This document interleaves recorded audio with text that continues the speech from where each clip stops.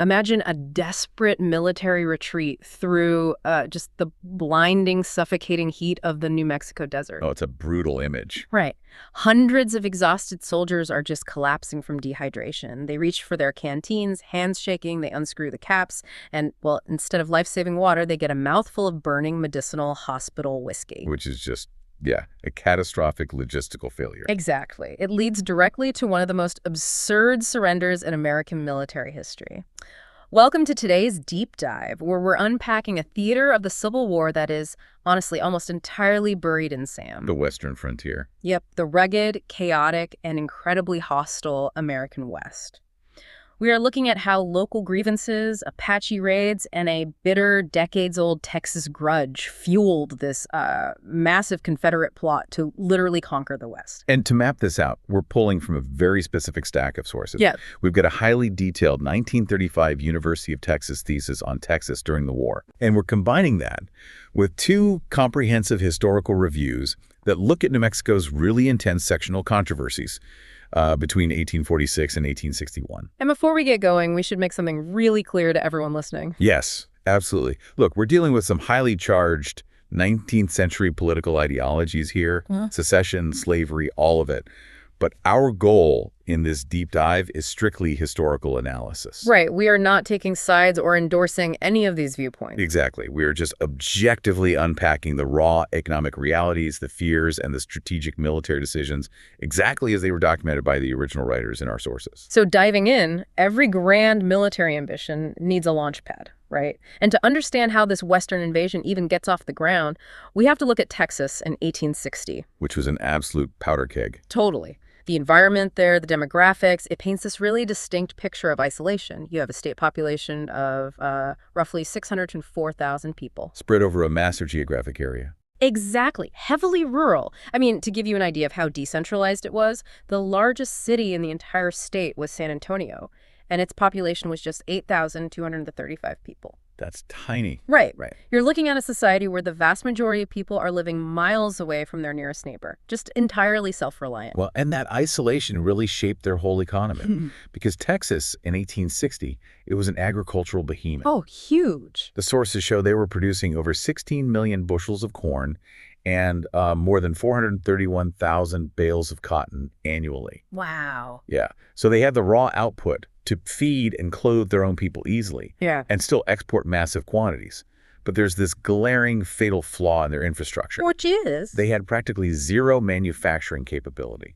The records explicitly note that Texas had almost no establishments making basic everyday tools. Wait, really? Like none? Almost none. We're talking about a total absence of domestic production for shovels, spades, forks, hoes, even simple iron nails. And heavy manufacturing. Yeah. Like building locomotives or casting artillery. Completely non-existent. Okay, let's unpack this because it sounds crazy. It's almost like a bodybuilder who can lift a tractor but doesn't know how to sew their own clothes. Oh, that's a good way to put it. Like, they can generate the food to feed a massive army, but they can't manufacture the guns for that army to shoot, or the spades to dig trenches, or even the railroads to move the supplies. What's fascinating here is how that extreme imbalance creates a really dangerous statewide psychology. How so? Well, when a population realizes they are entirely dependent on outside northern markets for basic survival tools, a deep sense of vulnerability sets in. And survival in Texas wasn't a theory. It was a daily struggle. Because the frontier was constantly bleeding. Exactly. Yeah. The federal government was failing spectacularly to maintain order. Communities were facing constant, devastating raids from Comanche and Apache tribes who were, fiercely defending their territory. Right. And at the same time, you had Mexican marauders led by thugers like Juan Cortina crossing the Rio Grande and terrorizing the lower valley. So when you combine that lack of industrial independence with the visceral terror of frontier violence, you get a population that feels completely abandoned by Washington. Yes. They aren't sending enough troops, the border isn't secure, the locals are left fending for themselves with imported weapons they can't even repair. Right, and that deep resentment turns that environmental anxiety directly into political action. The anger just boils over at the 1860 Galveston State Convention. Yeah, the Galveston Convention is really the moment the secessionist machinery shifts into high gear.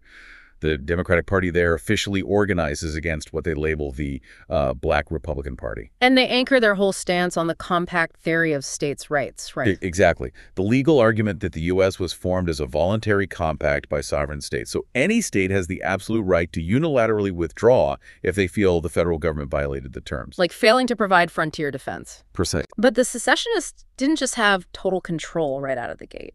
The state's most legendary figure, Governor Sam Houston, is standing directly in their path. Right, and he is a staunch unionist. He's traveling the state, practically begging the public, saying, let us wait and see. And he doesn't just use words, he actively tries to derail them using the bureaucracy. Yeah, he calls an extra special session of the state legislature. Right, forcing the debate into slow, formal legal channels, hoping to stall the momentum. So they can't just organize a rogue convention overnight. It was a brilliant bureaucratic delay tactic, but it was completely shattered by the election of Abraham Lincoln. Everything just snapped. The moment Lincoln secures the presidency, the reaction in Texas is explosive. Lone Star flags go up everywhere, and the political atmosphere turns incredibly violent. Because of those vigilance committees, right? Yeah, these extrajudicial vigilance committees form, bypassing the law entirely. They start hunting down, banishing, and in some cases outright hanging individuals suspected of having abolitionist sympathies.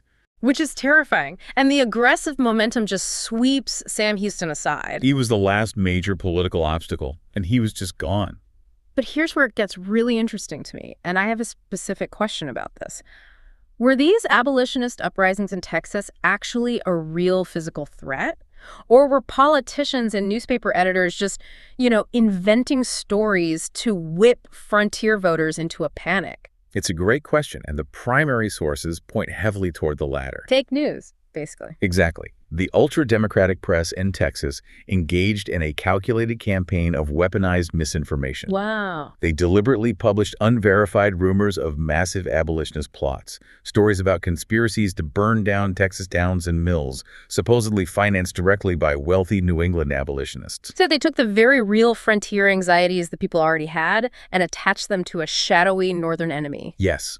Fear was actively manufactured to drown out Sam Houston's warnings about the economic ruin that secession would actually bring. That is wild. Okay, so once that fear successfully forces Texas out of the Union, they don't immediately look east to join the broader Confederate defense, right? They look west. They do. They fixate on the vast, sparsely populated desert of New Mexico. Which seems insane. Conquering a desolate expanse of sand seems like a massive waste of resources for a brand new nation fighting for its life. On the surface, yeah. Yeah. But there are deep historical grudges and huge financial incentives driving it. The psychological motivation actually goes back to the ill-fated 1841 Santa Fe expedition. Ah, right. Long before the Civil War, Texas had claimed the Rio Grande as its natural western boundary, reaching all the way up into New Mexico. In 1841, they sent an expedition to assert that claim, and it ended in complete humiliation. They were captured, right? Easily captured by Mexican General Manuel Armijo. And they were subjected to a brutal, agonizing forced march all the way to Mexico City. Yikes. The memory of that death march festered in Texas for 2 decades. They viewed taking New Mexico as long overdue vengeance. But, vengeance is a strong motivator, sure, but you can't fund a government with it. Exactly. And the Confederacy desperately needed hard currency. Leaders like Colonel John R. Baylor recognized the untapped potential out there. The mineral wealth. Yes, the vast silver in the mountains of Arizona, and beyond that, the staggering gold reserves of California. The South was cut off from international banking, so they viewed that Western gold as the only way to stabilize their currency. But beyond the unmined gold, there was an immediate physical prize just sitting in the desert. The weapons. Right, the massive stockpile. During the previous administration, former U.S. Secretary of War John B. Floyd had quietly transferred vast quantities of federal munitions, artillery, and supplies to these isolated western forts. Which, for a state with zero manufacturing like Texas, was incredibly tempting. It's basically a 19th century geopolitical heist movie. Ah, yes. The Confederacy isn't just fighting a war of attrition, they are literally trying to rob the federal vault of its weapons. I love that heist analogy. And securing the territory also provides a direct land route to the Pacific Ocean and a massive border with neutral Mexico. The getaway route. Exactly. Yeah. That border lets the South export their millions of bales of cotton and import military supplies right past the Union naval blockade. That makes total sense. And the Union High Command was terrified of this. They realized if the South pulled off this grand heist, got a Pacific port, and a supply line through Mexico, the political prestige in Europe would be devastating. Because European powers might officially recognize them. Right. Britain or France might see them as a legitimate, continent-spanning nation. But to execute a heist of this scale, you need someone on the inside opening the doors. And they found their inside men in the Mesilla Valley. Yes, a crucial strip of land in southern New Mexico. The demographics there were basically a ticking time bomb.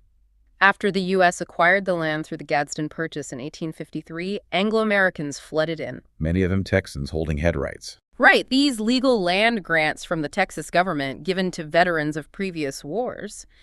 They used these rights to claim massive tracts of land, clashing immediately with the native Mexican population. And ironically, many of those Mexican families had moved there specifically to escape U.S. jurisdiction after the Mexican-American War. Only to have the border move south and swallow them again. Yeah, it was a mess. Yeah. And the federal government completely neglected this newly acquired territory.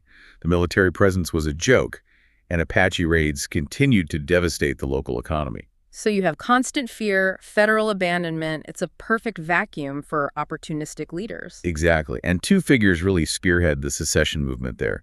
Sylvester Mallory, who owned the highly lucrative Patagonia silver mine. Right. And Simeon Hart, a wealthy businessman who had these really profitable contracts supplying flour to the local military forts. Capitalizing on the local anger. Yep. They organized a convention in Tucson in 1860, unilaterally declare their own Arizona territory, carving out the southern half of modern New Mexico and Arizona, and elect a delegate to the Confederate Congress in Richmond.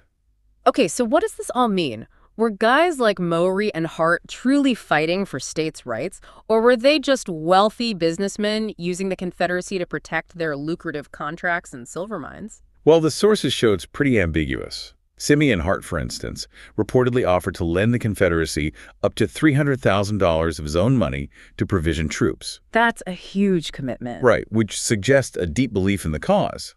But conversely, anonymous critics at the time fiercely accused him of being motivated entirely by selfish profiteering. Interesting. They argued he backed the Confederacy simply because a Union administration might strip him of his monopolies. Economic self-interest is often the invisible engine of political rebellion. So true. Well, all of this political maneuvering eventually erupts into actual desert warfare, and the Confederate invasion forces a desperate Union defense, peaking at the absolute debacle of Fort Fillmore. Oh, Fort Fillmore. What a disaster. Confederate Lieutenant Colonel John R. Baylor marches into the Mesilla region with a remarkably small force. Just 258 men. Yeah. The nearby Union commander, Major Isaac Lind, is sitting at Fort Fillmore with 700 well-equipped soldiers, but he completely panics. Unbelievable. He decides the fort is indefensible and lacks water, so he orders his 700 men to abandon their post and retreat. And he orders this retreat directly into the brutal reality of the New Mexico heat. Right. The 700 men start marching under the scorching sun, and logistics break down immediately. During the chaotic abandonment of the fort, soldiers were scrambling for supplies. And instead of filling their canteens from the water barrel, They raided the medical wagons. yes, many filled their canteens with pure hospital whiskey. So as they're marching through the desert, exhausting themselves in the heat, they reach for hydration and just chug straight alcohol. Which is just a recipe for mass physical collapse. Exactly. The alcohol accelerates their dehydration. Soldiers literally start fainting on the march, completely incapacitated. And Baylor pursues them.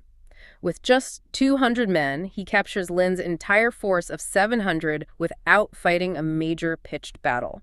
It remains one of the most staggering logistical surrenders in military history. Baylor gets the troops, their weapons, and $9,500 in federal drafts. Imagine being outflanked not by superior tactics, but by the New Mexico heat and canteens full of hospital whiskey.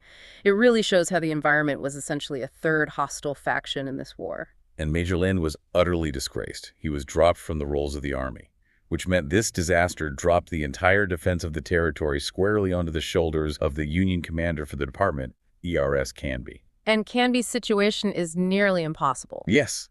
He has to defend an area roughly the size of Western Europe, and Washington is giving him almost zero funding or reinforcements. So he tries to draft native New Mexican volunteers to bulk up his forces. Right, but his regular Army officers treat these locals with outright contempt. They refused to properly arm or train them. So Canby is fighting on two fronts, the invading Confederates and the indifference of his own government. Precisely.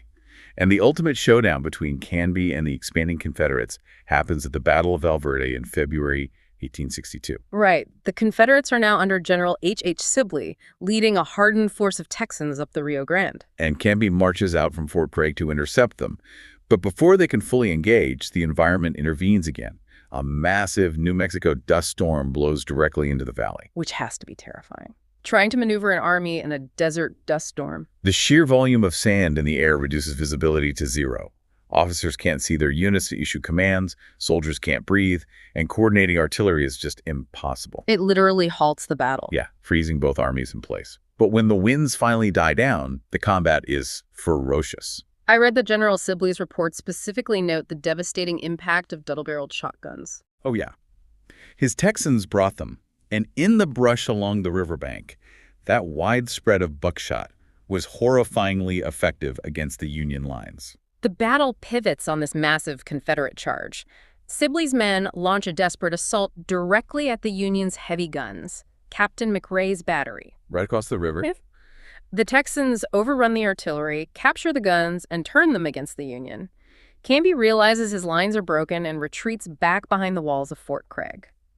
Sibley officially wins the field. But this raises an important question about logistics. Yeah. Because Sibley wins the tactical engagement, sure, but the strategic reality of the desert immediately crushes him. He captured the field, but his logistical situation was catastrophic. Exactly. After the fight, his army was left with only a 5-day supply of rations. Oh, wow. Yeah. He didn't have heavy siege artillery to crack the walls of Fort Craig, and he certainly didn't have the food to sit outside and starve the Union troops out. And the desert offers zero forage. Nothing for his men or his horses. He was forced to abandon his hard-won position and march further north just to find food, because a military victory means absolutely nothing if your army is starving to death. Which brings us to the grand failure of this entire endeavor. The Confederate dream of a coast-to-coast empire, this massive heist for Western gold, it was completely dismantled. Yep. They weren't ultimately defeated by superior Union tactics. They were broken by impossible supply lines, the unforgiving desert, and native populations who completely refused to support them. Nature itself was aligned against them. Political ambition just cannot overcome the physical realities of the American Southwest. Right. They misunderstood the terrain, mismanaged supplies, and completely alienated the people who actually understood how to survive there. The arrogance of it is wild. They effectively ignored the native Mexican population, just assuming a single company of Texas cavalry could force loyalty through intimidation. Yeah, a huge miscalculation. So here is a final thought for you to ponder. What if the Confederacy had suppressed their old prejudices? What if they had approached that native population not as subjects, but as equal allies against Washington? That's a fascinating what if. Right. Could that one fundamental shift in diplomacy have secured the supply lines, sustained the army, and permanently changed the map of North America? It really makes you wonder. Thank you for joining us on this deep dive into a chaotic, forgotten corner of history.